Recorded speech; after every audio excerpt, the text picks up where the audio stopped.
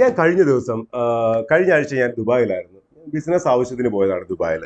അപ്പോൾ ദുബായി പോയതും ഒരു 2 ഇൻസിഡന്റുകൾ ഞങ്ങൾ ചേർത്ത് വെച്ച് പറയാം. അപ്പോൾ ഞാൻ ദുബായ് പോകുന്ന സമയത്ത് ദുബായിലെ ഒരു സാധാരണ ഒരു ബിസിനസ് ചെയ്യുന്ന ഒരു പയ്യൻ നേരത്തെ എന്നെ കോൺടാക്ട് ചെയ്തിരുന്നു. അയാളുടെ ബിസിനസ്സിൽ ഇൻവെസ്റ്റ്മെന്റിന് വേണ്ടി.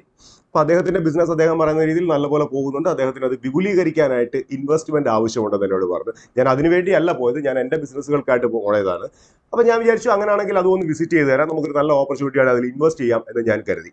അപ്പം ഞാൻ അവിടെ ചെന്നു, ഞാൻ സംസാരിച്ചപ്പോൾ എനിക്ക് മനസ്സിലായ ഒരു സംഗതി, ഈ വ്യക്തിക്ക് ഈ പണം, അതായത് നമ്മുടെ ഇൻവെസ്റ്റ്മെന്റ് അങ്ങോട്ട് കൊണ്ടുവന്നു കഴിഞ്ഞാൽ ആ ഇൻവെസ്റ്റ്മെന്റ് എന്ത് ചെയ്യണം എന്നതിനെക്കുറിച്ച് പ്രത്യേകിച്ച് ഒരു പ്ലാനും ഇല്ല. പക്ഷെ അദ്ദേഹത്തിന് ഇത്രയും മാത്രം അറിയാം, കുറച്ച് കാശുണ്ടെങ്കിൽ നമുക്ക് കുറെ കൂടെ വലിയ രീതിയിൽ ഈ ബിസിനസ്സിനെ കൊണ്ടുപോകാം, അല്ലെങ്കിൽ കുറച്ചുകൂടെ വളർത്താം എന്നുള്ളത്. അപ്പം ഞാനൊരു ഇൻവെസ്റ്റർ എന്ന നിലയിൽ ഞാൻ അദ്ദേഹത്തിനോട് ചോദിച്ചു, ഞാൻ നിങ്ങൾക്ക് ഈ പണം തരികയാണെങ്കിൽ എനിക്ക് കിട്ടാവുന്ന റിട്ടേൺ എന്താണ്?